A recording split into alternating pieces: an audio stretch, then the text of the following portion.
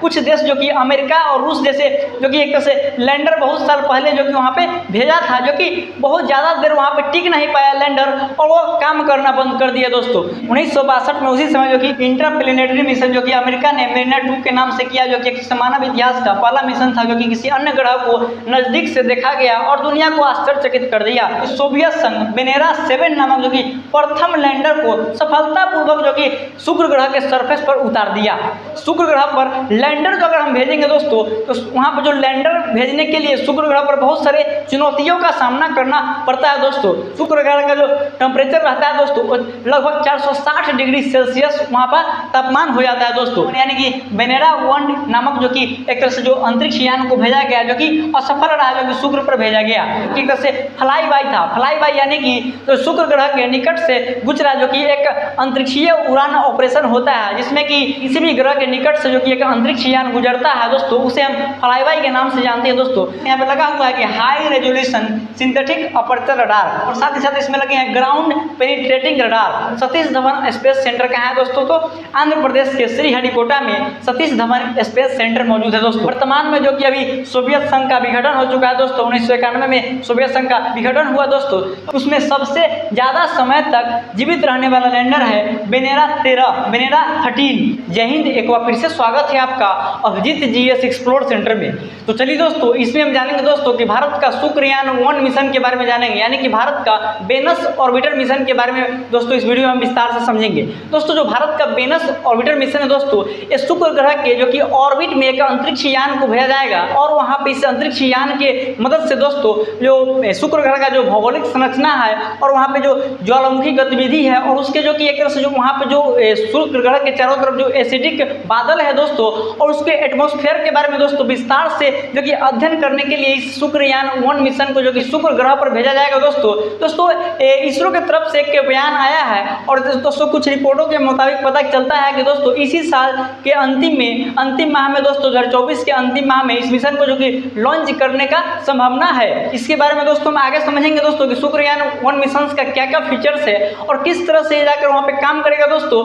और यहाँ पे हम दोस्तों ये भी जानेंगे कि अभी तक शुक्र ग्रह पर जो कि विभिन्न देशों का जो सफल मिशन दोस्तों जो कि वहाँ पे जो ऑर्बिटर भेजे गए हैं, फ्लाई बाई भेजे गए हैं और वहाँ पे जो लैंडर भेजे गए हैं दोस्तों, ये सभी के बारे में दोस्तों हम विस्तार से चर्चा करेंगे दोस्तों इस वीडियो में। दोस्तों इस वीडियो को अंतिम तक देख कर जाइएगा दोस्तों। अगर चैनल पर नया है तो चैनल को सब्सक्राइब कर लीजिए और बेल आइकन को भी ऑन कर दीजिए ताकि जो मेरा अगला वीडियो आएगा उसका नोटिफिकेशन आपको जल्द से जल्द पहुंच जाए। तो चलिए दोस्तों हम समझते हैं भारत का जो शुक्रयान 1 मिशन है दोस्तों, उसके बारे में विस्तार से समझने का प्रयास करते हैं। दोस्तों आज का जो युग है दोस्तों, आज का जो जमाना है दोस्तों, वो टेक्नोलॉजी का जमाना है, स्पेस का जमाना है। और जो कि समझिए दोस्तों कि यहाँ पे हम समझते हैं कि आज जो कि अंतरिक्ष के रहस्यों को जानने के लिए दुनिया के अलग अलग देशों के बीच जो कि एक तरह से होड़ मचा है। तो यहाँ पे समझ सकते हैं कि भारत भी इस स्पेस रेस में जो कि तेजी से आगे बढ़ रहा है, आप समझ सकते हैं। और साथ ही साथ दोस्तों भारत का जो स्पेस एजेंसी इसरो है दोस्तों, वो जो कि चंद्रमा, मंगल और सूरज के अध्ययन के लिए भेजे गए जो कि अंतरिक्ष यान के सफलता के बाद जो कि शुक्र ग्रह के रहस्यों के बारे में जानकारी जुटाने के लिए जो कि आगे बढ़ रहा है दोस्तों। तो समझ सकते हैं दोस्तों किस तरह से भारत ने की जो कि ऐसे उपलब्धि को भारत ने हासिल कर रखा है। चंद्रमा, मंगल और सूरज पर भारत जो कि सफलतापूर्वक जो कि मिशन को अंजाम दे चुका है दोस्तों। भारत का जो कि सोच है दोस्तों कि भविष्य में हम जितने भी ग्रह हैं उस पर जो कि एक तरह से मिशन करें दोस्तों। और अभी जो वर्तमान में भारत जो मिशन को अंजाम देने जा रहा है दोस्तों, वो शुक्रयान को अंजाम देने जा रहा है। तो शुक्रयान 1 जो है दोस्तों, उसे इसी साल के अंतिम तक लॉन्च करने की संभावना है दोस्तों। इसरो के वर्तमान अध्यक्ष एस सोमनाथ ने दोस्तों कहा है इसी साल के अंतिम तक जो कि हम इस मिशन को लॉन्च करने का एक तरह से जो प्रयास कर रहे हैं और इसी साल के अंतिम तक लॉन्च किया जा सकता है दोस्तों। हम सबसे पहले समझ लेते हैं कि शुक्र ग्रह के बारे में समझ लेते हैं दोस्तों।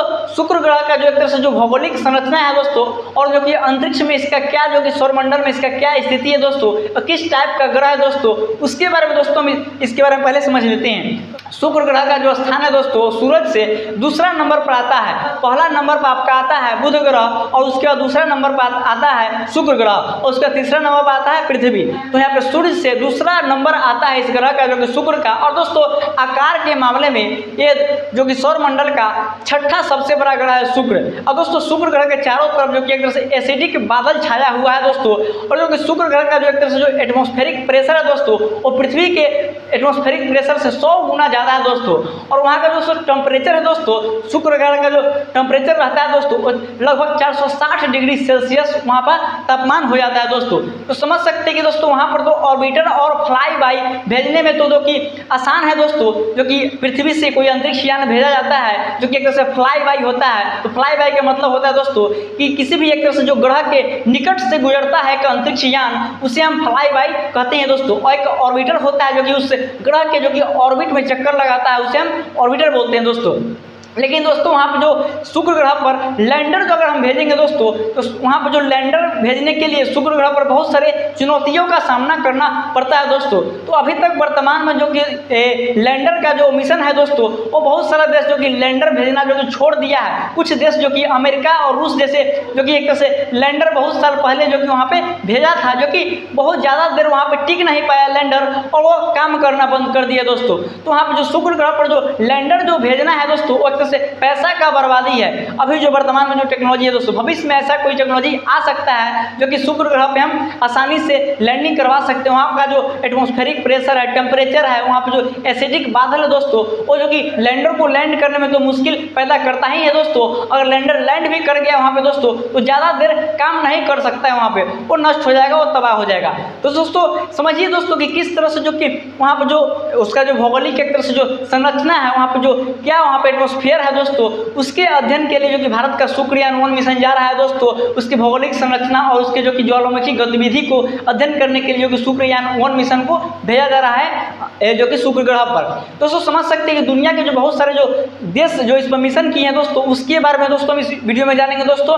और साथ ही साथ ये भी जानेंगे कि भारत जो इस मिशन को भेज रहा है, इसमें क्या खास बात है और किस तरह का पेलोड इसमें इंक्लूड किया जाएगा शुक्रयान 1 मिशन में दोस्तों बने रहेगा वीडियो पर। तो चलिए दोस्तों समझते हैं। सबसे पहले दोस्तों हम समझते हैं जैसे कि जो शुक्रयान 1 मिशन के बारे में तो आपको हम बता दिए हैं दोस्तों कि भारत इसे जो कि इसी साल के अंतिम तक भेजेगा। दोस्तों चलिए बोर्ड पे समझते हैं। सबसे पहले जैसे कि यहाँ पे समझिए दोस्तों, इसका जो मिशन टाइप है दोस्तों, मिशन का प्रकार है इसका वेनस ऑर्बिटर मिशन है। तो वेनस ऑर्बिटर मिशन हम आपको तो बता ही रहे हैं। और साथ ही साथ दोस्तों हम ये भी जानते हैं इसका जो ऑपरेटर है दोस्तों, ऑपरेटर इसका है इसरो है, यानी कि Indian space and research organisation, यानी कि भारतीय अंतरिक्ष अनुसंधान केंद्र। दोस्तों चलिए दोस्तों आप समझते हैं जैसे कि इसका जो तो इसरो ने इसका तो एक तरह से ऑपरेट करेगा ही शुक्रयान 1 मिशन को। इसका जो मैन्युफैक्चरर है दोस्तों वो URS यानी कि युवा राव सैटेलाइट सेंटर इस शुक्रयान 1 जो कि अंतरिक्ष यान है उसको विकसित कर रहा है दोस्तों। और दोस्तों इसका जो लॉन्च है दोस्तों, लॉन्च साइट है दोस्तों, वो यहाँ पे देख सकते हैं SDSC यानी कि सतीश धवन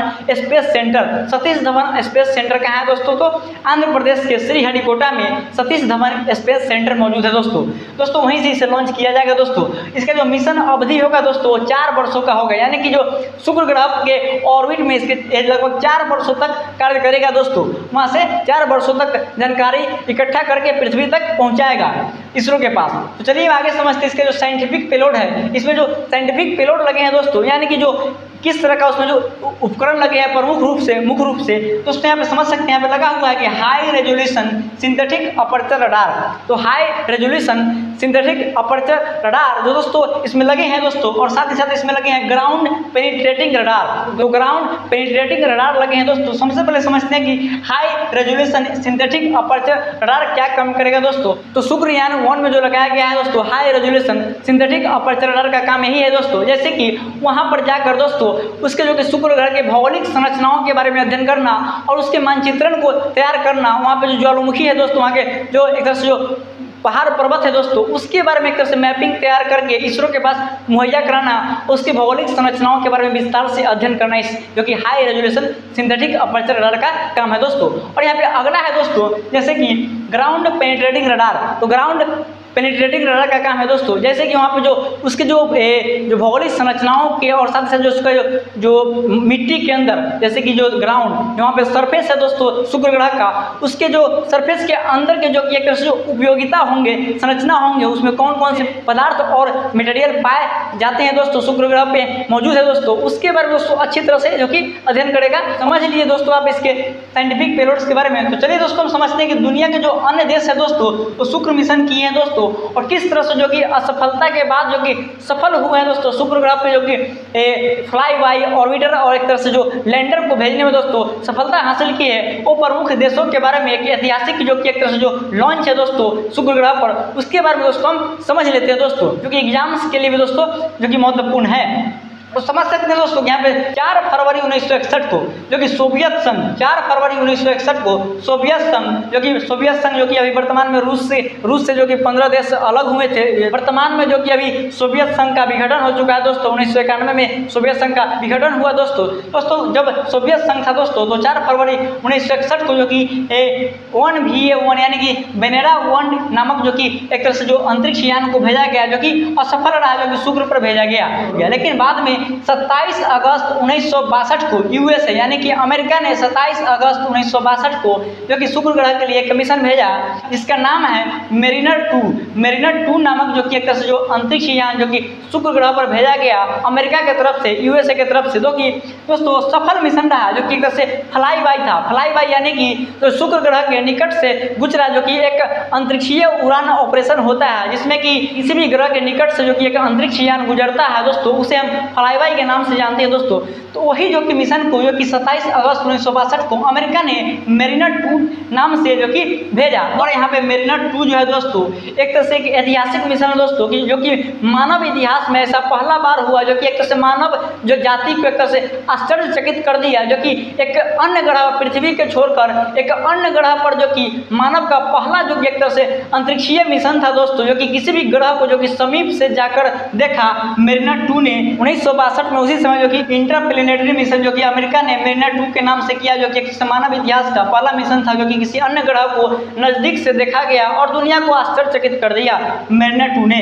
और ये जो कि मिशन सफल रहा, फ्लाई बाई था। और आगे देखिए दोस्तों कि 12 नवंबर 1965 को फिर से सोवियत संघ ने वेनेरा 2 नामक जो कि एक तरह से फ्लाई बाई को भेजा और यह सफल हो गया दोस्तों। जो कि 4 फरवरी 1961 को जो कि सोवियत संघ ने ही शुक्र ग्रह पर जो कि मिशन भेजा, जो कि असफल हो गया दोस्तों। पहला देश था जो कि सोवियत संघ जिसने कि किसी इंटरप्लेनेटरी मिशन को अंजाम दे, जो कि शुक्र ग्रह पर जो कि एक तरह से मिशन को भेजा था, जो कि वो असफल रहा गया। लेकिन अमेरिका बाद में जाके सफल हुआ। लेकिन बाद में जो कि कोशिश करने के बाद 12 नवंबर 1965 को सोवियत संघ ने भी जो कि वेनेरा 2 नामक जो कि फ्लाई बाई को सफलतापूर्वक जो कि शुक्र ग्रह के पास से गुजार दिया, निकट से गुजार दिया। तो समझ सकते हो दोस्तों किस तरह से जो कि 12 नवंबर 1965 को सोवियत संघ ने भी भेज दिया वेनेरा 2 नामक जो कि फ्लाई बाई को शुक्र ग्रह पे। दोस्तों आगे यहाँ पे 17 अगस्त 1970 को देखिए। तो 17 अगस्त 1970 को जो कि सोवियत संघ वेनेरा 7 नामक जो कि प्रथम लैंडर को सफलतापूर्वक जो कि शुक्र ग्रह के सरफेस पर उतार दिया।